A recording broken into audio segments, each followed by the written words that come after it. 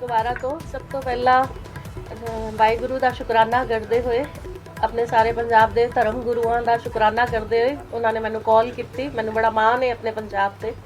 Media ਦਾ ਸ਼ੁਕਰਾਨਾ ਕਰਦੇ ਹੋਏ ਤੁਹਾਡਾ ਸਾਰਿਆਂ ਦਾ ਧੰਨਵਾਦ, ਕਿਉਂਕਿ ਤੁਸੀਂ ਸਾਰਿਆਂ ਨੇ ਮੈਨੂੰ ਬਹੁਤ ਫੋਨ ਕੀਤੇ ਜਦੋਂ ਸਰਕਾਰ ਦੀ ਨੋਟੀਫਿਕੇਸ਼ਨ ਸਿੰਗਲ ਬੰਦੇ ਨੇ, ਕਿਉਂਕਿ ਇਹ ਕਮਿਸ਼ਨ ਨੂੰ ਰਨ ਕਰਨ ਵਿੱਚ ਕਮਿਸ਼ਨ ਦੀ ਸਕਸੈਸ ਦਾ ਰਾਜ 98 ਤੋਂ ਕਮਿਸ਼ਨ ਬਣਿਆ ਹੋਇਆ। ਜਿਹੜਾ ਇਹਦਾ ਸ਼੍ਰੇ ਵੇ ਮੇਰਾ ਕੱਲੀ ਦਾ ਨਹੀਂ ਹੈਗਾ, ਮੈਂ ਤੇ ਇੱਕ ਵਾਹਿਗੁਰੂ ਨੇ ਮੈਨੂੰ ਜਰੀਆ ਬਣਾਇਆ, ਪਰ ਜਿਹੜਾ ਤੁਸੀਂ ਲੋਕਾਂ ਨੇ ਸਪੋਰਟ ਕੀਤਾ ਅਸਲੀ ਕ੍ਰੈਡਿਟ ਮੀਡੀਆ ਨੂੰ ਹੀ ਜਾਂਦਾ। ਜਿੱਥੇ ਜਿੱਥੇ ਮੈਂ ਨਹੀਂ ਪਹੁੰਚ ਪਾਈ ਤੁਸੀਂ ਮੈਨੂੰ ਉੱਥੇ ਲੈ ਕੇ ਗਏ, ਆਵਾਜ਼ ਬਣੇ ਮੇਰੀ, ਤੇ ਤੁਹਾਡਾ ਸਭ ਦਾ ਤਹਿ ਦਿਲ ਨਾਲ ਸ਼ੁਕਰੀਆ। ਤੋ ਇੱਕ ਬੰਦੇ ਨਾਲ ਨਾ ਗੱਲ ਕਰਨ ਦਾ ਉਦੋਂ ਇੱਕ ਰੀਜ਼ਨ ਸੀ ਕਿ ਅਸੀਂ ਆਪਣੇ ਸਨਮਾਨ ਦੀ ਲੜਾਈ ਨੂੰ ਲੈ ਕੇ ਜਿਹੜਾ ਇੱਕ ਰੀਜ਼ਨ ਸੀ, ਸਰਕਾਰ ਦਾ ਇੱਕ ਕੁਐਸਚਨ ਰੇਸ ਕੀਤਾ ਜਿਹੜਾ ਸਰਕਾਰ ਨੇ ਮੇਰੇ ਤੇ ਕਿ ਐਕਸਟੈਂਸ਼ਨ ਦੇਣ ਦਾ ਪ੍ਰਾਵਧਾਨ ਨਹੀਂ ਸੀ, ਇਸ ਕਰਕੇ ਮੈਨੂੰ ਰਿਮੂਵ ਕੀਤਾ ਗਿਆ। ਤੇ ਜਿਹੜਾ ਇੱਕ ਰਿਮੂਵ ਸ਼ਬਦ ਮੈਨੂੰ ਤੰਗ ਕਰ ਰਿਹਾ ਸੀ, ਕਿਉਂਕਿ ਮੇਰਾ ਮੰਨਣਾ ਹੈ 5 ਸਾਲ ਵਿੱਚ ਸਰਕਾਰਾਂ ਬਦਲ ਜਾਂਦੀਆਂ ਨੇ, ਮੁੱਖ ਮੰਤਰੀ ਦੇ ਚਿਹਰੇ ਬਦਲ ਜਾਂਦੇ ਨੇ। ਪੂਰੇ ਪੰਜਾਬ ਦੀ ਜਨਤਾ ਦੀ ਤਰ੍ਹਾਂ ਇੱਕ ਨਵੀਂ ਸਰਕਾਰ ਸਾਡੀ ਸਟੇਟ ਵਿੱਚ ਆਈ, ਮੈਂ ਵੀ ਉਸ ਪ੍ਰਜਾ ਦਾ ਹੀ ਇੱਕ ਹਿੱਸਾ ਵਾਂ। ਇੱਕ ਆਮ ਔਰਤ ਦੇ ਨਾਤੇ ਵੀ ਮੇਰਾ ਵੀ ਹੱਕ ਬਣਦਾ ਸੀ, ਮੇਰੀਆਂ ਵੀ ਨਵੀਆਂ ਹੋਪਸ ਉਮੀਦਾਂ ਨੇ, ਕਿਉਂਕਿ ਮਨੀਸ਼ਾ ਗੁਲਾਟੀ ਨੇ 2018 ਦੀ ਜਦੋਂ ਦੀ ਕਮਿਸ਼ਨ ਜੁਆਇਨ ਕੀਤੀ, ਜੇ ਕੋਈ ਵੀ ਇਹ ਸਾਬਿਤ ਕਰ ਦੇ ਟਿਲ ਡੇਟ ਤੱਕ ਕਿ ਮੈਂ ਕਦੀ ਕਿਸੇ ਨੂੰ ਪੁੱਛਿਆ ਹੈ ਕਿ ਤੁਸੀਂ ਕਿਸ ਪਾਰਟੀ ਤੋਂ ਹੋ, ਸਾਰੇ ਹੀ ਪਾਰਟੀਆਂ ਦੇ ਲੀਡਰ ਮੇਰੇ ਨਾਲ ਗੱਲ ਕਰਦੇ ਰਹਿੰਦੇ ਸੀ, ਪਰ ਮੈਂ ਕਦੀ ਪੱਖਪਾਤ ਨਹੀਂ ਕੀਤਾ। ਆਮ ਆਦਮੀ ਦੀ ਸਰਕਾਰ ਬਣਨ ਤੋਂ ਪਹਿਲਾਂ ਵੀ ਮੈਂ ਜਦੋਂ ਚੰਡੀਗੜ੍ਹ ਵਿੱਚ ਧਰਨੇ ਤੇ ਇਹਨਾਂ ਦੀ ਟੀਮ ਬੈਠੀ ਹੋਈ ਸੀ, ਸ਼ਾਇਦ ਤੁਸੀਂ ਸਾਰੇ ਗਵਾਹ ਹੋ, ਮੈਂ ਆਪਣੇ ਪੇਜ ਤੇ ਉਹਨਾਂ ਦੀ ਪੋਸਟ ਸ਼ੇਅਰ ਕਰਕੇ ਉਹਨਾਂ ਨੂੰ ਸਪੋਰਟ ਕੀਤਾ, ਕਿਉਂਕਿ ਮੇਰਾ ਮੰਨਣਾ ਹੈ ਕਿ ਕਾਨੂੰਨ ਦੀ ਸੀਟ ਤੇ ਬਹਿ ਕੇ ਤੁਸੀਂ ਸੰਵਿਧਾਨਿਕ ਸੀਟ ਜਿਹਨੂੰ ਇੱਕ ਨਾਮ ਦਿੱਤਾ ਹੋਇਆ, ਸੰਵਿਧਾਨਿਕ ਸੀਟ ਹੀ ਹੈ, ਸਾਡੇ ਕਲੋਨੀਆਂ ਹੀ ਸਿਵਲ ਕੋਰਟ ਦੀਆਂ ਪਾਵਰਾਂ ਨੇ, ਤੁਸੀਂ ਪੱਖਪਾਤ ਨਹੀਂ ਕਰ ਸਕਦੇ। ਡਿਪੈਂਡ ਕਰਦਾ ਹੈ ਪਰਸਨੈਲਿਟੀ ਟੂ ਪਰਸਨੈਲਿਟੀ ਵੀ, ਪਰ ਮੇਰਾ ਹਮੇਸ਼ਾ ਤੋਂ ਵਿਸ਼ਵਾਸ ਕਰਮ ਵਿੱਚ ਰਿਹਾ ਹੈ ਕਿ ਤੁਸੀਂ ਆਪਣਾ, ਮੈਂ ਕਦੀ ਵੀ ਕਿਸੇ ਨੂੰ ਕ੍ਰਿਟਿਸਾਈਜ਼ ਨਹੀਂ ਕੀਤਾ, ਪੋਲਿਟਿਕਸ ਨਹੀਂ ਕੀਤੀ, ਔਰ ਨਾ ਹੀ ਆਉਣ ਵਾਲੇ ਸਮਾਂ 'ਚ ਕਰਾਂਗੀ। ਤਾਂ ਮੇਰਾ ਕੰਸਰਨ ਇਹ ਸੀ ਕਿ ਜਿਹੜਾ ਇੱਕ ਰਿਮੂਵ ਸ਼ਬਦ ਮੈਨੂੰ ਤੰਗ ਕਰ ਰਿਹਾ ਸੀ ਕਿ ਮੈਂ 5 ਸਾਲ ਤੋਂ ਜੋ ਮਿਹਨਤ ਕੀਤੀ, 98 ਤੋਂ ਜਿਹੜਾ ਕਮਿਸ਼ਨ ਬਣਿਆ ਹੋਇਆ 17 ਸੈਕਟਰ ਦੀ 85 ਸੀੜੀਆਂ ਚੜ ਕੇ ਜਦੋਂ ਮੈਂ ਬਣੀ ਉੱਪਰ ਗਈ, ਕੈਪਟਨ ਅਮਰਿੰਦਰ ਸਿੰਘ ਜੀ ਔਰ ਮਹਾਰਾਣੀ ਪ੍ਰਨੀਤ ਕੌਰ ਨੇ ਜਿਨ੍ਹਾਂ ਨੇ ਮੈਨੂੰ ਇਸ ਸੀਟ ਤੇ ਵਿਸ਼ਵਾਸ ਭਰੋਸਾ ਕਰਕੇ ਮੈਨੂੰ ਬਿਠਾਇਆ, ਪਰ ਮੇਰਾ ਮੰਨਣਾ ਹੈ ਸਰਕਾਰਾਂ ਬਿਠਾ ਦਿੰਦੀਆਂ ਨੇ ਤੇ ਕਰਜ਼ ਤੁਹਾਡੀ ਤੁਹਾਨੂੰ ਅੱਗੇ ਲੈ ਕੇ ਜਾਂਦੀ ਏ। ਉਸ 85 ਸੀੜੀਆਂ ਤੋਂ ਚੜਦੇ ਮੈਂ ਗਿਰ ਵੀ ਪਈ, ਮੇਰੇ 2 ਪੈਰਾਂ ਦੀ ਹੱਡੀਆਂ ਟੁੱਟੀਆਂ ਕੋਵਿਡ ਦੇ ਵਿੱਚ ਵੀ। ਮੈਂ ਇਹ ਗਵਾਹ ਵੇ ਸੋਸ਼ਲ ਮੀਡੀਆ ਕਿ ਮੈਂ ਕੋਵਿਡ ਵਿੱਚ ਵੀ ਕੰਮ ਕਰਦੀ ਰਹੀ। ਉੱਥੋਂ ਲੈ ਕੇ ਇੱਥੇ ਤੱਕ ਦਾ ਸਫ਼ਰ, ਆਫਿਸ ਚੇਂਜ ਕਰਾਉਣਾ ਸਭ ਤੋਂ ਵੱਡਾ ਇੱਕ ਚੈਲੰਜ ਰਿਹਾ। ਹਾਲਾਂਕਿ ਮੁੱਖ ਮੰਤਰੀ ਸਾਹਿਬ ਨਾਲ ਬੜੇ ਹੀ ਪਰਸਨਲ ਪਰਿਵਾਰਿਕ ਰਿਸ਼ਤੇ ਹੋਣ ਦੇ ਬਾਵਜੂਦ ਵੀ ਜਿਹੜਾ ਡਿਪਾਰਟਮੈਂਟਲ ਕੰਮ ਹੈ ਉਹ ਬੜਾ ਪੀੜਾਜਨਕ ਰਿਹਾ ਕੰਮ ਕਰਵਾਉਣਾ, ਕਿਉਂਕਿ ਉਹ ਚੀਫ ਮਿਨਿਸਟਰ ਦਾ ਕੰਮ ਨਹੀਂ ਸੀ ਆਫਿਸ ਸ਼ਿਫਟ ਕਰਨਾ, ਉਹਨਾਂ ਨੇ ਆਰਡਰ ਹੀ ਦੇਣੇ ਸੀ, ਤੇ ਉਹ ਬੜਾ ਇੱਕ ਪੀੜਾਜਨਕ ਰਿਹਾ ਕਿ 98 ਤੋਂ ਬਾਅਦ ਕਿ ਬਜ਼ੁਰਗਾਂ ਕੋਲ ਉੱਤੇ ਨਹੀਂ ਚੜਾਇਆ ਜਾਂਦਾ ਸੀ, ਤੇ ਮੇਰਾ ਇੱਥੇ ਤੱਕ ਦਾ ਸਫ਼ਰ ਤੇ ਤੁਹਾਡੇ ਇਹ ਰਿਮੂਵ ਸ਼ਬਦ ਤੰਗ ਕਰ ਰਿਹਾ ਸੀ। ਫਿਰ ਉਸੇ ਗੱਲ ਤੇ ਆਨੇ ਆ ਕਿ ਆਪਣੇ ਮਾਨ ਸਨਮਾਨ ਦੀ ਲੜਾਈ ਨੂੰ ਲੈ ਕੇ ਕਿ ਐਕਸਟੈਂਸ਼ਨਸ ਜਿਹੜਾ ਸਰਕਾਰ ਦਾ ਇੱਕ ਕੁਐਸਚਨ ਰੇਸ ਸੀ ਕਿ ਐਕਸਟੈਂਸ਼ਨਸ ਦੇਣ ਦਾ ਪ੍ਰਾਵਧਾਨ ਨਹੀਂ ਹੈ। ਜਦੋਂ ਦਾ ਕਮਿਸ਼ਨ ਬਣਿਆ ਹੈ ਮੇਰੇ ਤੋਂ ਪਹਿਲੇ ਜਿੰਨੀਆਂ ਵੀ ਚੇਅਰਪਰਸਨ ਰਹੀਆਂ ਨੇ ਸਭ ਨੂੰ ਐਕਸਟੈਂਸ਼ਨ ਮਿਲੀ ਹੈ, ਔਰ ਸਾਰੀਆਂ ਹੀ ਸਟੇਟਸ ਵਿੱਚ ਐਕਸਟੈਂਸ਼ਨ ਮਿਲਦੀਆਂ ਨੇ, ਚਾਹੇ ਉਹ ਦਿੱਲੀ ਹੋਵੇ, ਰਾਜਸਥਾਨ, ਹਰਿਆਣਾ, ਹਿਮਾਚਲ, ਛੱਤੀਸਗੜ੍ਹ, ਜਿੱਥੇ ਵੀ ਹੋਵੇ ਐਕਸਟੈਂਸ਼ਨਸ ਮਿਲਦੀਆਂ ਰਹੀਆਂ ਨੇ। ਇਹ ਪ੍ਰਾਵਧਾਨ ਹੈ ਸਿਰਫ ਇਹ ਸਨਮਾਨ ਦੀ ਲੜਾਈ ਨੂੰ ਲੈ ਕੇ। ਤੇ ਮੈਂ ਬੜੇ ਦਿਲ ਤੋਂ ਪੰਜਾਬ ਹਰਿਆਣਾ ਮਾਨਯੋਗ ਹਾਈ ਕੋਰਟ ਦਾ ਦਿਲ ਤੋਂ ਸ਼ੁਕਰੀਆ ਕਰਦੀ ਹਾਂ ਕਿ ਮੇਰੀ ਇਸ ਸਨਮਾਨ ਦੀ ਲੜਾਈ ਨੂੰ ਉਹਨਾਂ ਨੇ ਧਿਆਨ ਨਾਲ ਸੁਣਿਆ, ਔਰ ਸੀਨੀਅਰ ਐਡਵੋਕੇਟ ਚੇਤਨ ਮਿੱਤਲ ਜੀ ਨੇ ਮੇਰਾ ਪੱਖ ਰੱਖਿਆ ਔਰ ਮੈਨੂੰ ਇਹ ਆਨਰ ਦਿੱਤਾ। ਉਹਦੇ ਨਾਲ ਹੀ ਪੰਜਾਬ ਸਰਕਾਰ ਦਾ ਸ਼ੁਕਰੀਆ ਕਰਦੀ ਹਾਂ ਕਿ ਉਹਨਾਂ ਨੇ ਇਹ ਫੈਸਲਾ ਵਾਪਿਸ ਲਿੱਤਾ, ਤੇ ਮੈਨੂੰ ਉਮੀਦ ਹੈ ਕਿ ਆਉਣ ਵਾਲੇ ਸਮੇਂ 'ਚ ਜਦੋਂ ਦੀ ਇਹ ਸਰਕਾਰ ਬਣੀ ਹੈ ਮੇਰੇ ਔਰ ਇਹਨਾਂ ਦੇ ਵਿੱਚ ਇੱਕ ਬਾਤਚੀਤ ਚੱਲ ਰਹੀ ਹੈ, ਪਰ ਆਫੀਸਰ ਵਿੱਚ ਨੇ ਮੇਰੇ ਵਾਸਤੇ ਮੇਰਾ ਰੈਜ਼ਿਗਨੇਸ਼ਨ ਬਹੁਤ ਛੋਟੀ ਚੀਜ਼ ਹੈ, ਬਹੁਤ ਮਾਈਨਰ ਹੈ। ਮੈਂ ਜਿਸ ਸ਼ਿੱਦਤ ਦੇ ਨਾਲ ਇਸ ਚੇਅਰ ਤੇ ਬੈਠ ਕੇ ਕੰਮ ਕਰਦੀ ਰਹੀ ਸਾਂ, ਲੋਕਾਂ ਦੇ ਵਿੱਚ ਸਾਂ, ਹੈਗੀ ਆ ਔਰ ਇਨ ਫਿਊਚਰ ਵਿੱਚ ਵੀ ਰਹਾਂਗੀ। ਚੇਅਰ ਤੇ ਰਹਾ ਜਾਂ ਨਾ ਰਹਾ, ਪਰ ਉਮੀਦ ਹੈ ਕਿ ਆਉਣ ਵਾਲੇ ਸਮਾਂ ਵਿੱਚ 4 ਤੋਂ 5 ਵਾਰੀ ਆਪਣੇ ਆਨਰੇਬਲ ਚੀਫ ਮਿਨਿਸਟਰ ਸਾਹਿਬ ਕੋਲ ਟਾਈਮ ਮੰਗ ਚੁੱਕੀ ਹਾਂ। ਕੁਛ ਉਹਨਾਂ ਦੇ ਨਾਲ ਆਮਨੇ ਸਾਹਮਣੇ ਬੈਠ ਕੇ ਕਿ ਕੁਛ ਉਹਨਾਂ ਨੂੰ ਦੱਸਣਾ ਚਾਹਨੀ ਆ ਕਿ ਜੋ ਤੁਸੀਂ ਚਾਹੁੰਦੇ ਹੋ ਮੇਰੇ ਲਈ ਉਹ ਵੱਡੀ ਚੀਜ਼ ਨਹੀਂ ਹੈਗੀ। 5 ਸਾਲ ਇਹ ਸਰਕਾਰਾਂ ਬਦਲ ਜਾਂਦੀਆਂ ਨੇ, ਮੁੱਖ ਮੰਤਰੀ ਦਾ ਫੇਸ ਬਦਲ ਗਿਆ ਤੇ ਕਮਿਸ਼ਨ ਨੂੰ ਤੇ ਕਦੀ ਸਾਡੀ ਸਟੇਟ ਵਿੱਚ ਇੰਨੀ ਵੈਲਿਊ ਹੀ ਨਹੀਂ ਦਿੱਤੀ ਗਈ। ਪਰ ਮੈਂ ਸਰਕਾਰ ਦੇ ਸਪੋਰਟ ਨਾਲ ਹੀ, ਆਪਣੀ ਅਫਸਰਸ਼ਾਹੀ ਦੇ ਸਪੋਰਟ ਨਾਲ, ਮੀਡੀਆ ਦੇ ਸਪੋਰਟ ਨਾਲ ਜਿੰਨਾ ਬੈਸਟ ਕਰਨ ਦੀ ਕੋਸ਼ਿਸ਼ ਕੀਤੀ, ਇਮਾਨਦਾਰੀ ਨਾਲ ਕੀਤਾ ਔਰ ਇਨ ਫਿਊਚਰ ਵਿੱਚ ਵੀ ਜਦ ਤੱਕ ਇਹ ਸੀਟ ਤੇ ਰਹਾਂਗੀ ਸ਼ਿੱਦਤ ਨਾਲ ਕੰਮ ਕਰਦੀ ਰਹਾਂਗੀ। ਮੈਡਮ ਕੱਲ ਵੀ ਕੈਬਨਿਟ ਮੰਤਰੀ ਵੱਲੋਂ ਇਹ ਕਿਹਾ ਗਿਆ ਕਿ ਅਸੀਂ ਹਲੇ ਵੀ ਜਿਹੜਾ ਹੈ ਮਨੀਸ਼ਾ ਗੁਲਾਟੀ ਨੂੰ ਕੁਰਸੀ ਤੋਂ ਲਾਣਾ ਹੈ। ਕੁਲਦੀਪ ਧਾਲੀਵਾਲ ਵੱਲੋਂ ਇਸ ਤਰੀਕੇ ਦੀ ਬਿਆਨਬਾਜ਼ੀ ਕੀਤੀ ਗਈ ਹੈ ਕਿ ਅਸੀਂ ਹਲੇ ਵੀ ਉਹਨਾਂ ਨੂੰ ਜਿਹੜਾ ਕੁਰਸੀ ਤੋਂ ਹਟਾਵਾਂਗੇ। ਦੇਖੋ, ਜਦੋਂ ਇਹ ਇੱਕ ਮੇਰੀ ਮਾਨ सम्मान ਦੀ ਲੜਾਈ ਕੋਰਟ ਵਿੱਚ ਚਲੀ ਜਾਏ ਨਾ, ਇਹੋ ਜਿਹੇ ਕੁਐਸਚਨਸ ਤੇ ਕੁਝ ਵੀ ਜਵਾਬ ਦੇਣਾ ਇੱਕ ਸਟੇਟਮੈਂਟ ਮੰਨਿਆ ਜਾਂਦਾ ਹੈ ਤੇ ਡੈਮੋਕ੍ਰੇਸੀ ਹੈ। ਸਾਡੀ ਸਟੇਟ ਦੇ ਕੈਬਨਿਟ ਮੰਤਰੀ ਨੇ, ਮੇਰੇ ਤੋਂ ਏਜ ਵਿੱਚ ਵੀ ਵੱਡੇ ਹੋਣਗੇ, ਵੱਡੇ ਛੋਟੇ ਹੋਣ, ਮੈਂ ਵੀ ਇੱਕ ਸੀਟ ਤੇ ਬੈਠ ਕੇ ਉਹਨਾਂ ਦਾ सम्मान ਕਰਨੀ ਆ। ਹਰ ਕਿਸੇ ਨੂੰ ਹੱਕ ਹੈ ਆਪਣੀ ਗੱਲ ਰੱਖਣ ਦਾ ਤੇ ਕੋਈ ਗੱਲ ਨਹੀਂ, ਉਹਨਾਂ ਨੂੰ ਹੱਕ ਹੈ ਪੂਰਾ ਆਪਣੀ ਗੱਲ ਰੱਖਣ ਦਾ। ਮੈਡਮ ਪਹਿਲਾਂ ਤੁਸੀਂ ਹਮੇਸ਼ਾ ਕਹਿੰਦੇ ਰਹੇ ਹੋ ਕਿ ਤੁਸੀਂ ਸਿਆਸਤ ਦੇ ਸ਼ਿਕਾਰ ਹੁੰਦੇ ਰਹੇ ਹੋ, ਇਸ ਵਾਰ ਤੁਹਾਨੂੰ ਲੱਗਦਾ ਕਿ ਇਹ ਵੀ ਕੋਈ ਸਿਆਸਤ ਕਿਸ ਤਰੀਕੇ ਦੀ ਤੁਹਾਡੇ ਨਾਲ ਹੋਈ ਹੈ? ਦੇਖੋ, ਜਦੋਂ ਸਿਆਸਤ ਦੇ ਸ਼ਿਕਾਰ ਹੋਏ ਸਾਡਾ ਕੰਸਰਨ ਇੱਕੋ ਹੀ ਸੀ ਕਿ ਜਦੋਂ ਕੈਪਟਨ ਸਾਹਿਬ ਨੂੰ ਮੁੱਖ ਮੰਤਰੀ ਤੋਂ ਉਤਾਰਿਆ ਗਿਆ, ਉਦੋਂ ਦੁਬਾਰਾ ਮੁੱਖ ਮੰਤਰੀ ਚਿਹਰਾ ਬਣਨ ਤੇ ਸਾਡੇ ਨਾਲ ਕੀਤੀ ਗਈ ਸਿਆਸਤ। ਪਰ ਚਲੋ ਅਸੀਂ ਆਪਣਾ ਕੰਮ ਤਾਂ ਵੀ ਕਰਦੇ ਰਹੇ। ਨਹੀਂ, ਹੁਣ ਐਕਸ਼ਨ ਨੂੰ ਕੀ ਮੰਨਦੇ ਹੋ? ਹੁਣ ਐਕਸ਼ਨ ਨੂੰ ਸਰਕਾਰ ਨੇ ਇਹੀ ਕਿਹਾ ਤੁਹਾਡੇ ਸਭ ਦੇ ਸਾਹਮਣੇ ਹੀ ਕਿ ਐਕਸਟੈਂਸ਼ਨ ਦੇਣ ਦਾ ਪ੍ਰਾਵਧਾਨ ਨਹੀਂ ਹੈ। ਮਿਸਕੰਡਕਟ ਵੀ ਜ਼ਰੂਰ ਕਿਹਾ ਗਿਆ ਸੀ ਕਿ ਕਿਸੇ ਤਰੀਕੇ ਦਾ ਮਿਸਕੰਡਕਟ ਵੀ ਹੋਇਆ। ਦੇਖੋ, ਇਸ ਤਰ੍ਹਾਂ ਦਾ ਕੁਝ ਨਹੀਂ ਸੀ। ਇੱਕੋ ਹੀ ਸਾਨੂੰ ਸਾਰੇ ਚਾਹੀਏ ਕਿ ਮਿਸਕੰਡਕਟ ਕੁਝ ਨਹੀਂ ਸੀ, ਕਿ ਇਹ ਕਿ ਪ੍ਰਾਵਧਾਨ ਨਹੀਂ ਸੀ ਐਕਸਟੈਂਸ਼ਨ ਦੇਣ ਦਾ। ਤੇ ਐਕਸਟੈਂਸ਼ਨਸ, ਮੇਰਾ ਕੰਸਰਨ ਇਹੋ ਹੀ ਸੀ ਕਿ ਐਕਸਟੈਂਸ਼ਨ ਅੱਗੇ ਵੀ ਦਿੱਤੀਆਂ ਗਈਆਂ ਨੇ। ਦਿੱਲੀ 'ਚ ਵੀ ਆਈ ਥਿੰਕ ਤੀਸਰੀ ਵਾਰੀ ਐਕਸਟੈਂਸ਼ਨ ਮਿਲੀ ਹੋਈ ਹੈ, ਹੋਰ ਸਟੇਟਾਂ 'ਚ ਵੀ, ਸਾਰੀਆਂ ਸਟੇਟਾਂ 'ਚ।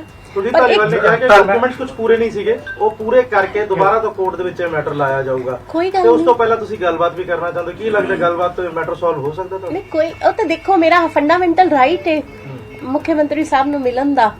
ਇੱਥੇ ਮੈਂ ਸੀਟ ਤੇ ਰਵਾਂ ਨਾ ਰਵਾਂ, ਮੈਂ ਕਦੀ ਵੀ ਮੁੱਖ ਮੰਤਰੀ ਸਾਹਿਬ ਨੂੰ ਵੇਟ ਕਰ ਰਹੀ ਹਾਂ। ਮੈਂ ਉਹਨਾਂ ਨੂੰ ਉਹਨਾਂ ਦੀ ਸ਼ਾਦੀ ਦੀ ਵੀ ਸ਼ੁਭਕਾਮਨਾਵਾਂ ਦੇਣ ਲਈ ਵੀ ਫੋਨ ਕੀਤਾ ਸੀ। ਧਾਲੀਵਾਲ ਸਾਹਿਬ ਨੇ ਕਿਹਾ ਕਿ ਹਟਾਣਾ ਜੋ ਹੈ ਤੁਹਾਨੂੰ ਉਹ ਸਰਕਾਰ ਦੇ ਇਖਤਿਆਰ ਦੇ ਵਿੱਚ ਹੈ ਤੇ ਜੋ ਪੋਸਟ ਤੇ ਰਹੇਗਾ ਉਹ ਸੀਐਮ ਦੀ ਚੁਆਇਸ ਦੇ ਨਾਲ ਰਹੇਗਾ। ਦੇਖੋ, ਮੈਂ ਇਹਦੇ ਤੇ ਕੋਈ ਵੀ ਕਮੈਂਟ ਨਹੀਂ ਕਰਨਾ ਚਾਹੁੰਦੀ। ਉਹਨਾਂ ਦਾ ਆਪਣਾ ਅਧਿਕਾਰ ਹੈ, ਡੈਮੋਕ੍ਰੇਸੀ ਹੈ, ਹਰ ਕਿਸੇ ਨੂੰ ਅਧਿਕਾਰ ਹੈ, ਕੁਝ ਵੀ ਉਹ ਕਹਿ ਸਕਦੇ ਨੇ। ਮੈਂ ਉਹਨਾਂ ਦਾ सम्मान ਕਰਦੀ ਹਾਂ, ਸ਼ੁਕਰੀਆ ਕਰਦੀ ਹਾਂ। ਮੈਂ ਹਲੇ ਸੀਐਮ ਨੂੰ ਮਿਲ ਕੇ ਤੁਸੀਂ ਜਿਵੇਂ ਕਿ ਤੁਹਾਨੂੰ ਪਰਸਨਲੀ ਤੁਸੀਂ ਕਿਉਂ ਸੀਐਮ ਨੂੰ ਮਿਲਣਾ ਚਾਹੁੰਦੇ, ਤੁਸੀਂ ਕੀ ਮੇਰਾ ਅਧਿਕਾਰ ਹੈ, ਸਥਿਤੀ ਸਪਸ਼ਟ ਕਰਨਾ ਚਾਹੁੰਦੇ ਹੋ ਆਪਣੇ ਜੋ ਸਥਿਤੀ ਕੀ? ਦੇਖੋ, ਜਦੋਂ ਦੀ ਸਰਕਾਰ ਬਣੀ ਹੈ ਅਸੀਂ ਕਮਿਸ਼ਨ ਤੇ ਬੈਠ ਕੇ, ਸਾਨੂੰ ਪਤਾ ਹੈ ਸਾਡੀ ਸਟੇਟ ਵਿੱਚ ਕੁੜੀਆਂ ਨੂੰ, ਬੱਚੀਆਂ ਨੂੰ ਕੀ ਮੁਸ਼ਕਿਲਾਂ ਫੇਸ ਆ ਰਹੀਆਂ ਨੇ।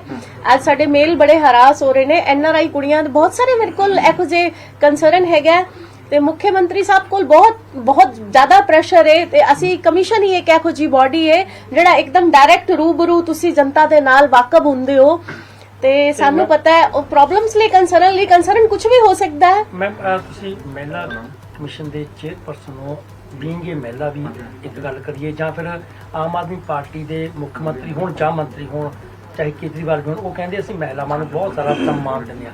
ਲੇਕਿਨ ਜੋ ਤੁਹਾਡੇ ਨਾਲ ਹੋ ਰਿਹਾ, ਚਾਹੇ ਤੁਸੀਂ ਇਹਨੂੰ ਰਾਜਨੀਤੀ ਕਹਿ ਲਓ, ਚਾਹੇ ਪੋਲੀਟੀਕਲ ਵੈਂਡੇਟਾ ਕੁਝ ਵੀ ਕਹਿ ਲਓ, ਤੁਹਾਨੂੰ ਲੱਗਦਾ ਕਿ ਜਿਹੜੀਆਂ ਗੱਲਾਂ ਕਹੀਆਂ ਜਾਂਦੀਆਂ ਨੇ ਤੇ ਕਰੀਆਂ ਜਾਂਦੀਆਂ ਨੇ ਉਹਨਾਂ ਦੇ ਵਿੱਚ ਫਰਕ ਹੈ ਜੀ? देखो, मैं किसी भी पॉलिटिकल स्टेटमेंट मैं इस चेयर पे बैठ के नहीं दांगी, क्योंकि पॉलिटिकल स्टेटमेंट देना मेरा बनदा ही नहीं। मैं 2011 तो लोकी मैनू MLA बनांदे आ रहे ने, प्रधानमंत्री दी वॉल ते जे मैं कोई कमेंट करदी हां ते लोकी कहंदे PM तो टिकट मंगदी है। ते मैं पॉलिटिकल किसी भी मनीषा गुलाटी एक ऐहो जी मेरा अपना एक वजूद है कि मैं ਜਦੋਂ ਵੀ ਕੁਝ ਗੱਲ ਕਰਾਂਗੀ ਆਪਣੇ ਦਮ ਤੇ ਕਰਾਂਗੀ, ਕਦੀ ਵੀ ਕਿਸੇ ਨੂੰ ਕ੍ਰਿਟਿਸਾਈਜ਼ ਨਹੀਂ ਮੈਂ ਕਰਾਂਗੀ। ਮੈਂ ਆਪਣਾ ਦਿਖਾਵਾਂਗੀ ਲੋਕਾਂ ਨੂੰ ਕਿ ਮੈਂ ਕੀ ਬੈਸਟ ਤੁਹਾਡੇ ਲਈ ਕਰ ਸਕਦੀ ਹਾਂ ਤੇ ਮੈਂ ਕਿਸੇ ਵੀ ਰਾਜਨੀਤਿਕ ਕਮੈਂਟ ਵਿੱਚ ਨਹੀਂ ਪਾਣਾ। ਮੈਂ ਜਿੰਨੀ ਪਾਰਟੀਆਂ ਨੇ ਸਭ ਦੇ ਲੀਡਰਾਂ ਦਾ ਬਹੁਤ सम्मान ਕਰਦੀ ਹਾਂ, ਕਰਦੀ ਰਹਾਂਗੀ, ਚੇਅਰ ਤੇ ਰਹਾ ਨਾ ਰਹਾ, ਪਰ ਮੈਂ ਕਿਸੇ ਡਰਟੀ ਪੋਲਿਟਿਕਸ ਵਿੱਚ ਨਹੀਂ ਪਾਣਾ। ਮੈਂ ਕਿਸੇ ਨੂੰ ਰਾਜਨੀਤਿਕ ਕਮੈਂਟ ਨਹੀਂ ਮੈਂ ਕੋਈ ਦੇ ਸਕਦੀ। ਸਿਆਸੀ ਤੌਰ ਤੇ ਮੈਂ ਦੇਖਿਆ ਕਿ ਜਦੋਂ ਵੀ ਸਰਕਾਰਾਂ ਚੇਂਜ ਹੁੰਦੀਆਂ ਨੇ, ਚੇਅਰਮੈਨ ਹਮੇਸ਼ਾ ਹੀ ਚੇਂਜ ਹੁੰਦੇ ਆਏ ਨੇਗੇ, ਕਿਉਂਕਿ ਉਹ ਅੱਗੇ ਜਦੋਂ ਵੀ ਜਿਹੜੀ ਸਰਕਾਰ ਆਉਂਦੀ ਆ ਆਪਦੇ ਕਿਸੇ ਨਾ ਕਿਸੇ ਚਹੇਤੇ ਨੂੰ ਸੀਟ ਦਿੰਦੀ ਹੈਗੀ। ਤੁਹਾਨੂੰ ਲੱਗਦਾ ਕਿ ਆਖਰਕਾਰ ਜਦੋਂ ਹੁਣ ਦੇਖੋ ਬਦਲਦੀਆਂ ਨੇ, ਹੋਰ ਚੇਅਰਮੈਨੀਆਂ ਔਰ ਕਮਿਸ਼ਨ ਵਿੱਚ ਬਹੁਤ ਫਰਕ ਹੈ। ਕਮਿਸ਼ਨ ਦਾ ਇੱਕ ਹੈ, ਕੁਝ ਇਹਦੇ ਐਕਟ 'ਚ ਹੈ ਇਹਨਾਂ ਦਾ ਜਿਹੜਾ ਟਾਈਮ ਪੀਰੀਅਡ ਹੈ, ਤੇ ਇਹ ਹੋਰ ਕਮਿਸ਼ਨਾਂ ਦੇ ਹੋਰ ਚੇਅਰਮੈਨੀਆਂ ਚ ਰਹਿੰਦੇ ਚ ਬਹੁਤ ਫਰਕ ਅਗਰ ਸਰਕਾਰ ਦੁਬਾਰਾ ਕਿਸੇ ਹੋਰ ਗਰਾਊਂਡ ਤੇ ਤੁਹਾਨੂੰ ਹਟਾਉਂਦੀ ਹੈ ਤੇ ਦੁਬਾਰਾ ਤੁਸੀਂ ਇਸ ਨੂੰ ਚੈਲੰਜ ਕਰੋਗੇ? ਦੇਖੋ ਵਕਤ ਬਹੁਤ ਵੱਡੀ ਚੀਜ਼ ਹੈ, ਕਿਉਂ ਕਹਿ ਰਹੇ ਕਿ ਗਰਾਊਂਡ ਚੇਂਜ ਕਰ ਸਕਦੇ ਨੇ? ਦੇਖੋ ਉਹ ਹਾਲੇ ਉਸ ਵਕਤ ਦੀ ਪਹਿਲੇ ਤੋਂ ਅਸੀਂ ਕੀ ਕਮੈਂਟ ਕਰ ਸਕਦੀ ਆ, ਤੇ ਕਿਉਂ ਇਸ ਬਾਰੇ ਚ ਹਾਲੇ ਗੱਲ ਕੀਤੀ ਜਾਏ, ਤੇ ਇਹ ਕੁਝ ਚੀਜ਼ਾਂ ਨੂੰ ਵਕਤ ਤੇ ਛੋੜ ਦੇਣਾ ਚਾਹੀਦਾ ਹੈ। ਜੁਆਇਨ ਕਰ ਲਈ ਸੀਗੀ, ਕੀ ਲੱਗਦਾ ਹੈ ਉਸ ਜੁਆਇਨਿੰਗ ਦਾ ਕੋਈ ਅਸਰ? ਦੇਖੋ ਉਹ ਸਮੇਂ ਦੀ ਗੱਲ ਸੀ, ਮੇਰਾ ਆਪਣਾ ਮੰਨਣਾ ਹੈ ਕਿ ਉਹ ਜੁਆਇਨਿੰਗ ਦਾ ਪਿੱਛੇ ਵੀ ਕੁਝ ਰੀਜ਼ਨ ਸੀ। ਇਹ ਸੀਟ ਤੇ ਰਹਿ ਕੇ ਅਸੀਂ ਕੋਈ ਰੀਜ਼ਨ ਨਹੀਂ ਹੈ ਜੋ ਅੱਜ ਐਕਸ਼ਨ ਹੋਇਆ। ਨਹੀਂ ਅਸੀਂ ਦੇਖੋ ਮੈਂ ਕੀ ਕਹਿ ਸਕਦੀ ਆ, ਇਹ ਤੇ ਇੱਕ ਪੋਲਿਟੀਕਲ ਤੁਹਾਡਾ ਇੱਕ ਕੁਐਸਚਨ ਹੋ ਗਿਆ। ਮੈਂ ਇਸ ਸੀਟ ਤੇ ਬਹਿ ਕੇ ਪੋਲਿਟੀਕਲ ਕੋਈ ਕਮੈਂਟ ਨਹੀਂ ਕਰਨਾ। ਮੈਨੂੰ ਤੁਸੀਂ ਮੇਰੀ ਕਮਿਸ਼ਨ ਦੇ ਮਾਰਫਤ ਗੱਲ ਕਰੋ, ਮੇਰੀ ਜੁਆਇਨਿੰਗ ਦੇ ਜਾਂ ਮੈਨੂੰ ਜੋ ਰਿਮੂਵ ਕੀਤਾ ਉਹਦੇ ਮਾਰਫਤ ਕੋਈ ਸ਼ਿਕਾਇਤਾਂ ਤੁਹਾਡੇ ਕੋਲ ਆਈਆਂ ਇਹਨਾਂ ਦਿਨਾਂ ਦੇ ਵਿੱਚ, ਤੁਸੀਂ ਜਦੋਂ ਤੱਕ ਕੁਰਸੀ ਤੇ ਨਹੀਂ ਸੀ ਕਿ ਕੁਝ ਇਸ ਤਰ੍ਹਾਂ ਦੌਰਾਨ ਵੀ ਤੁਹਾਡੇ ਕੋਲ ਸ਼ਿਕਾਇਤਾਂ ਪਹੁੰਚੀਆਂ? शिकायत ਤੇ रेगुलर फोन आने बंद हो गए ने, 32 शिकायत वापस लोग ले गए ने आके कि ਅਸੀਂ ਮੈਡਮ ਤੋਂ ਹੀ ਕਰਾਣਾ ਸੀ। ਤਾਂ ਮੇਰੇ ਕੋਲ ਸ਼ਬਦ ਨਹੀਂ ਹੈਗੇ, ਲੋਕਾਂ ਨੇ ਮੇਰੇ ਤੇ ਜਿਹੜਾ ਵਿਸ਼ਵਾਸ ਕੀਤਾ ਉਹਦੇ ਲਈ ਮੇਰੇ ਕੋਲ ਸ਼ਬਦ ਨਹੀਂ ਹੈਗੇ। ਤੇ 45,000 ਪਲੱਸ ਮੇਰੇ ਕੋਲ WhatsApp ਆਏ ਪਏ ਨੇ ਜਿਹੜੇ ਕਿ ਮੇਰੇ ਲਈ ਪੜ੍ਹਨਾ ਬਹੁਤ ਮੁਸ਼ਕਿਲ ਹੈ। ਲੋਕਾਂ ਦੇ ਕੰਸਰਨ ਪਿਆਰ ਲਈ ਕਿ ਮੈਂ ਪਹਿਲੇ ਦੀ ਤਰ੍ਹਾਂ ਉਹਨਾਂ ਦੇ ਵਿੱਚ ਸੀ, ਹਾਂ ਹੋਰ ਰਹਾਂਗੀ, ਕੰਮ ਕਰਦੀ ਰਹਾਂਗੀ, ਉਹਨਾਂ ਦੇ ਮੁੱਦਿਆਂ ਲਈ ਆਵਾਜ਼ ਚੁੱਕਦੀ ਰਹਾਂਗੀ। 2-3 ਕੇਸ ਬੜੇ ਦਰਦਨਾਕ ਹੋਏ ਨੇ ਕਿ ਇੱਕ ਸਾਡੀ ਪੰਜਾਬ ਦੀ ਬੇਟੀ ਮੈਰਿਡ ਹੈ ਸਾਡੀ ਸਟੇਟ ਤੋਂ ਬਾਹਰ, ਉਹਦਾ ਮੈਂ ਕੇਸ ਸੋਲਵ ਕੀਤਾ ਸੀ। ਪ੍ਰੈਗਨੈਂਟ ਹੈ 2 ਮਹੀਨੇ ਦੀ, ਉਸ ਲੜਕੀ ਨੇ ਮੇਰੇ ਉਤਰਦੇ ਆਈ ਉਹਦੇ ਹਸਬੈਂਡ ਨੇ ਉਹਨੂੰ ਬੈਲਟ ਨਾਲ ਕੁੱਟਿਆ ਔਰ ਸ਼ਰਾਬ ਦੀ ਬੋਤਲ ਰੱਖ ਕੇ ਅੱਗੇ ਕਿਹਾ ਨੱਚ। ਹੁਣ ਮੈਂ ਉਹਨੂੰ ਹੀ ਬੋਤਲ ਵਿੱਚ ਬੰਦ ਕਰਕੇ ਇਹੋ ਜਿਹਾ ਨਚਾਵਾਂਗੀ ਕਿ ਯਾਦ ਰੱਖੇਗਾ ਕਾਨੂੰਨ ਦੇ ਦਾਇਰੇ 'ਚ ਰਹਿ ਕੇ ਅਸੀਂ ਉਹਨਾਂ ਦਾ ਫੈਸਲਾ ਕਰਾਇਆ। ਔਰ ਉਹਨੇ ਇੱਕ ਮਾਂ ਨੂੰ ਜਿਹੜੀ ਪ੍ਰੈਗਨੈਂਟ ਹੈ 2 ਮਹੀਨੇ ਦਾ ਬੱਚਾ ਉਹਦੇ ਪੇਟ 'ਚ ਬੋਤਲ ਰੱਖ ਕੇ ਉਹਨੂੰ ਕਹਿੰਦਾ ਕਿ ਨੱਚ। ਉਹਨੂੰ ਮੈਂ ਦੱਸਾਂਗੀ ਕਿ ਨਸ਼ਾ ਸ਼ਰਾਬ ਦੀ ਬੋਤਲ ਵਿੱਚ ਕਿ ਤੇਰੇ ਦਿਮਾਗ ਵਿੱਚ ਉਹਦੀ ਬੋਤਲ ਨਾਲ ਮੈਂ ਨਚਾਈ ਤੇ ਮੈਨੂੰ 100 ਪੰਜਾਬ ਦੀ ਯਾਦ ਰੱਖੇਗਾ। ਉਹ ਕਿਸੇ ਦੇ ਮੈਟਰ ਨੂੰ ਰਾਜਸਥਾਨ ਦਾ ਕਾਨੂੰਨ ਦੇ ਦਾਇਰੇ 'ਚ ਹੀ ਰੱਖ ਕੇ ਅਸੀਂ ਕਾਰਵਾਈ ਕਰਾਂਗੇ, ਚਾਹੇ ਮੈਨੂੰ ਉੱਥੇ ਨਾ ਜਾਣਾ ਪਏ, ਮੈਂ ਜਾ ਕੇ ਰਹੂੰਗੀ, ਉਹਨੂੰ ਮੈਂ ਸਬਕ ਸਿਖਾ ਕੇ ਰਹੂੰਗੀ। ਤੁਹਾਨੂੰ ਲੱਗਦਾ ਹੈ ਕਿ ਜਿਹੜਾ ਫੈਸਲਾ ਹੋਇਆ ਸੀਗਾ ਤੁਹਾਨੂੰ ਰਿਮੂਵ ਕੀਤਾ ਸੀਗਾ, ਜਿਹੜਾ ਤੁਸੀਂ ਕਹਿ ਰਹੇ ਹੋ ਰਿਮੂਵ ਸ਼ਬਦ ਬੜਾ, ਉਸ ਤੋਂ ਬਾਅਦ ਕਈ ਚੀਜ਼ਾਂ ਇਸ ਤਰ੍ਹਾਂ ਦੀ ਹੋਈਆਂ ਜਿਹੜੇ ਤੁਸੀਂ ਸੌਟ ਆਊਟ ਕਰਾਏ ਮੈਟਰ, ਚਾਹੇ ਵਿਦੇਸ਼ ਦੇ ਵੀ ਹੈ, ਕਈ ਫਿਰ ਗਲਤ ਵੀ ਚੀਜ਼ਾਂ ਹੋਈਆਂ, ਕਈ ਲੇਡੀਜ਼ ਤੇ ਗਲਤ ਉਹ ਵੀ ਹੋਇਆ, ਕਮੈਂਟਬਾਜ਼ੀ ਹੋਈ ਆ, ਫਿਰ ਜਿੱਦਾਂ ਤੁਸੀਂ ਐਗਜ਼ਾਮਪਲ ਦਿੱਤਾ। ਦੇਖੋ ਇੱਕ ਮਾਂ ਉੱਤੇ, ਇੱਕ ਬਜ਼ੁਰਗ ਮਾਂ ਦਾ ਅਸੀਂ ਫੈਸਲਾ ਕੀਤਾ ਸੀ। ਉਹਨਾਂ ਦਾ ਮੈਨੂੰ ਫੋਨ ਆਇਆ ਕਿ ਜਿਸ ਦਿਨ ਤੁਹਾਡੇ ਆਰਡਰ ਹੋਏ ਮੇਰੇ ਬੇਟੇ ਨੇ ਮੇਰੇ ਉੱਤੇ ਪਿਸ਼ਾਬ ਕੀਤਾ ਕਿ ਲੈ ਇਹ ਗਈ ਮਨੀਸ਼ਾ ਗੁਲਾਟੀ। ਬਹੁਤ ਦੁਖਦ ਹੈ, ਬਹੁਤ ਸਾਰੀਆਂ ਮੇਲ ਆਈਆਂ ਪਈਆਂ ਨੇ ਕਿਉਂਕਿ ਬਹੁਤ ਸਾਰੇ ਫੈਸਲੇ ਕਰਕੇ ਗਈ ਸੀ, ਕੀਤੇ ਸੀ ਬਹੁਤ ਸਾਰੇ, ਉਮੀਦ ਨਹੀਂ ਸੀ, ਕੁਝ ਫੈਸਲੇ ਪੈਂਡਿੰਗ ਪਏ ਹੋਏ ਸੀ। ਤੇ ਉਹਨਾਂ ਜਨਾਨੀਆਂ ਦੀ ਮੈਨੂੰ ਬਹੁਤ ਸਾਰੀਆਂ WhatsApp ਆ ਰਹੇ ਨੇ, ਕੁਝ ਮੇਲ ਦੇ ਵੀ ਨੇ, ਕਿਉਂਕਿ ਮੇਰਾ ਕੰਸਰਨ ਹਮੇਸ਼ਾ ਤੋਂ ਇਹੀ ਰਿਹਾ ਸੀਟ ਤੇ ਬਹਿ ਕੇ ਕਿ ਕਿਸੇ ਦਾ ਘਰ ਨਾ ਟੁੱਟੇ। ਕਹਿੰਦੇ ਨੇ ਇੰਡੀਪੈਂਡੈਂਟ ਕੋਈ ਔਰਤ ਦਾ ਅਸਤਿਤਵ ਨਹੀਂ ਹੈ ਪਰਿਵਾਰ ਤੋਂ ਬਿਨਾ। ਮੇਰਾ ਫੈਮਿਲੀ ਵਿੱਚ ਬੜਾ ਹੀ ਜ਼ਿਆਦਾ ਬਿਲੀਵ ਰਿਹਾ ਹੈ ਕਿ ਪਰਿਵਾਰ ਇੱਕ ਬਹੁਤ ਵੱਡੀ ਸਟਰੈਂਥ ਹੁੰਦੀ ਹੈ। ਕਿਸੇ ਵੀ ਬੱਚੇ ਤੋਂ ਉਹਨਾਂ ਦੇ ਮਾਪਿਓ ਨਾ ਮਾਂ ਨਾ ਪਿਓ ਖੋਏ ਜਾਣ। ਚੀਜ਼ਾਂ ਉਲਟੀਆਂ ਹੋ ਰਹੀਆਂ ਨੇ, ਲੜਕੀਆਂ ਵੀ ਬਲੈਕਮੇਲ ਕਰ ਲੀਆਂ ਨੇ। ਇੱਕ ਕੁੜੀ ਨੇ ਆਪਣੇ ਹਸਬੰਡ ਨੂੰ ਚਪੇੜ ਮਾਰੀ ਹੈ, ਉਹ ਵੀ ਮੇਰੇ ਕੋਲ ਸ਼ਿਕਾਇਤ, ਉਹ ਵੀ ਕੇਸ ਇੱਥੇ ਹੀ ਸੋਲਵ ਹੋਇਆ ਸੀ। ਤੇ ਬਹੁਤ ਦੁਖਦ ਹੈ, ਦੇਖਦੇ ਹਾਂ ਹੁਣ ਜਿੰਨਾ ਜੋ ਬੈਸਟ ਕਰ ਸਕਦੇ ਹਾਂ। ਅੱਜ ਤੋਂ ਸ਼ੁਰੂ ਹੋ ਜੂਗਾ ਜੀ, ਫਿਰ ਲੋਕ ਆਉਣਾ ਸ਼ੁਰੂ ਹੋ ਜਾਣ ਤੁਹਾਡੇ ਕੋਲੇ ਆ ਕੇ। ਹਾਂ ਤੁਹਾਡੇ ਰਾਹੀਂ ਅਪੀਲ ਹੈ ਕਿ ਮੈਂ ਕਰਦੀ ਰਹੀ ਸਾਂ ਬੈਸਟ ਸ਼ਿੱਦਤ ਨਾਲ ਕੰਮ, ਆਪਣਾ ਬੈਸਟ ਕਰਦੀ ਰਹਾਂਗੀ, ਹਮੇਸ਼ਾ ਤੋਂ ਲੋਕਾਂ ਦੇ ਵਿੱਚ ਰਹਾਂਗੀ, ਯੂਥ ਦੀ ਆਵਾਜ਼ ਬਣ ਕੇ ਰਹਾਂਗੀ, ਜੋ ਬੈਸਟ ਹੋ ਸਕੇਗਾ ਮੈਂ ਕਰਦੀ ਰਹਾਂਗੀ। ਹਮ ਜਿਹਨੇ ਲੋਕਾਂ ਨੇ 32 ਲੋਕਾਂ ਦੇ ਤੁਸੀਂ ਕਹਿ ਰਹੇ ਹੋ ਨੇ ਕੰਪਲੇਂਟ ਆਫਿਸ ਕਿ ਉਹਨਾਂ ਨੂੰ ਵੀ ਤੁਸੀਂ ਅਪੀਲ ਕਰਦੇ ਹੋ ਕਿ ਦੁਬਾਰਾ ਦਿਓ ਆਪਣੀ ਕੰਪਲੇਂਟ? ਆਲਰੇਡੀ ਅਪੀਲ ਮੈਂ ਆਪਣੇ ਲਾਈਵ ਸੈਸ਼ਨ ਥਰੂ ਕਰਤੀ ਹੈ, ਤੁਹਾਡੇ ਥਰੂ ਵੀ ਅਪੀਲ ਹੈ ਕਿ ਮੈਂ ਫਿਰ ਤੋਂ ਆਪਣਾ ਆਚਲ ਫੈਲਾਨੀ ਆ ਕਿ 5 ਸਾਲ ਕਮਿਸ਼ਨ ਵਿੱਚ ਬੈਠ ਕੇ ਮੈਂ ਹੰਝੂ ਹੀ ਲੋਕਾਂ ਦੇ ਇਕੱਠੇ ਕੀਤੇ ਨੇ, ਆਪਣੀ ਇੱਕ ਕੋਸ਼ਿਸ਼ ਹੀ ਕੀਤੀ ਹੈ। ਤੁਹਾਡੇ ਸਭ ਲੋਕਾਂ ਦਾ ਬਹੁਤ ਰੋਲ ਰਿਹਾ ਹੈ ਤੇ ਉਮੀਦ ਕਰਦੀ ਹਾਂ ਕਿ ਇਸ ਵਿਸ਼ਵਾਸ ਜੋ ਕੀਤਾ ਹੈ ਦੁਬਾਰਾ ਤੋਂ ਮੇਰੇ ਕੋਲ ਆਉਣ। ਮੇਰੀ ਕੋਸ਼ਿਸ਼ ਇਹੀ ਹੋਈ ਰਹੇਗੀ ਕਿ ਕਿਸੇ ਦਾ ਪਰਿਵਾਰ ਨਾ ਟੁੱਟੇ। ਮੈਮ ਤੁਸੀਂ ਕਾਫੀ ਸਮਾਂ ਹੁਣ ਜਿਵੇਂ ਆਏ ਨਹੀਂ ਹੈਗੇ ਆਫਿਸ, ਕੋਈ ਨਵੀਂ ਸਟ੍ਰੈਟਜੀ ਬਣਾਈ ਹੈ ਕਿ ਲੋਕਾਂ ਨੂੰ ਕਿਸ ਤਰ੍ਹਾਂ ਫੈਮਿਲੀਜ਼ ਦੇ ਨਾਲ ਜੁੜਿਆ ਜਾ ਸਕੇ, ਜਾਂ ਕੁਝ ਕੋਈ ਨਿਆ ਕਮਿਸ਼ਨ ਦੇ ਰਾਹੀਂ ਕੋਈ ਕਰਨ ਜਾ ਰਹੇ ਹੋ ਕੁਝ ਨਵਾਂ? ਕਿ ਬਹੁਤ ਸਾਰਾ ਕੰਮ ਕੀਤਾ ਹੈ, ਇਹ ਜਿਹੜੇ 14-15 ਦਿਨ ਪਏ ਨੇ, ਮੈਂ ਬਹੁਤ ਸਾਰਾ ਲੋਕਾਂ ਦੇ ਨਾਲ ਜੁੜੀ ਰਹੀ ਹਾਂ। ਮੈਂ ਸਿਰਫ ਲਾਈਵ ਨਹੀਂ ਆਈ, ਤੁਹਾਡੇ ਲੋਕਾਂ ਨਾਲ ਗੱਲਬਾਤ ਨਹੀਂ ਹੋਈ। ਤੇ ਮੈਂ ਦਿੱਲੀ 'ਚ ਨਿਊਜ਼ੀਲੈਂਡ ਦੇ ਹਾਈ ਕਮਿਸ਼ਨ ਨੂੰ ਵੀ ਮਿਲੀ, ਆਸਟ੍ਰੇਲੀਆ ਦੇ ਵੀ ਅੰਬੈਸਡਰਸ ਨੂੰ ਮਿਲੀ ਮੈਂ ਉੱਥੇ, ਇੱਕ ਫੰਕਸ਼ਨ ਵਿੱਚ ਮਿਲੀ ਤੇ ਉਹਨਾਂ ਦੇ ਨਾਲ ਆਉਣ ਵਾਲੇ ਸਮੇਂ 'ਚ ਬਹੁਤ ਸਾਡੇ ਪਲਾਨ ਨੇ।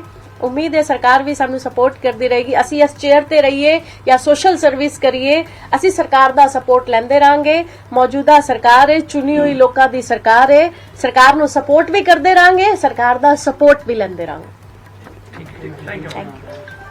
ਪਟਮਾਰ ਲਾਓ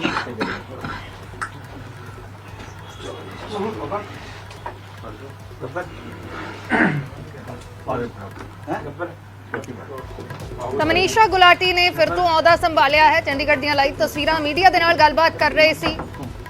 ਹਾਲਾਂਕਿ ਜੋ ਸਰਕਾਰ ਦੇ ਵੱਲੋਂ ਬਿਆਨ ਆਏ ਨੇ, ਮੰਤਰੀ ਕੁਲਦੀਪ ਧਾਲੀਵਾਲ ਦਾ ਬਿਆਨ ਆਇਆ ਸੀ ਕਿ ਅਸੀਂ ਪੂਰਾ ਪੇਪਰ ਵਰਕ ਕਰਕੇ ਦੁਬਾਰਾ ਅਹੁਦੇ ਤੋਂ ਹਟਾਵਾਂਗੇ। ਉਸ ਤੇ ਉਹਨਾਂ ਨੇ ਕਿਹਾ ਕਿ ਮੈਂ ਇਸ ਗੱਲ ਤੇ ਕੁਝ ਨਹੀਂ ਕਹਿਣਾ ਚਾਹੁੰਦੀ, ਕੁਝ ਨਹੀਂ ਬੋਲਾਂਗੀ। ਇਸ ਬਿਆਨ ਦੇ ਉੱਤੇ ਉਹਨਾਂ ਡੈਮੋਕ੍ਰੇਸੀ ਹੈ, ਉਹ ਕਹਿ ਸਕਦੇ ਨੇ, ਲੇਕਿਨ ਨਾਲ ਹੀ ਉਹਨਾਂ ਨੇ ਸੀਐਮ ਨੂੰ ਮਿਲਣ ਦੀ ਇੱਛਾ ਵੀ ਜ਼ਾਹਰ ਕੀਤੀ ਹੈ। ਮਨੀਸ਼ਾ ਗੁਲਾਟੀ ਮਹਿਲਾ ਕਮਿਸ਼ਨ ਦੇ ਚੇਅਰਪਰਸਨ, ਪਿਛਲੇ ਦਿਨੀ ਸਰਕਾਰ ਨੇ ਆਰਡਰ ਕੀਤਾ ਸੀ ਕਿ ਉਹਨਾਂ ਨੂੰ ਅਹੁਦੇ ਤੋਂ ਹਟਾਇਆ ਜਾਵੇ। ਉਹਨਾਂ ਨੂੰ ਗਲਤ ਸੀ, ਲੇਕਿਨ ਮਨੀਸ਼ਾ ਗੁਲਾਟੀ ਨੇ ਹਾਈ ਕੋਰਟ ਦਾ ਰੁਖ ਕੀਤਾ, ਜਿਸ ਤੋਂ ਬਾਅਦ ਸਰਕਾਰ ਨੇ ਇਹ ਫੈਸਲਾ ਵਾਪਸ ਲੈ ਲਿਆ ਤੇ ਅੱਜ ਮਨੀਸ਼ਾ ਗੁਲਾਟੀ ਨੇ ਮੁੜ ਤੋਂ ਪੰਜਾਬ ਮਹਿਲਾ ਕਮਿਸ਼ਨ ਦੇ ਚੇਅਰਪਰਸਨ ਦਾ ਚਾਰਜ ਸੰਭਾਲਿਆ ਹੈ।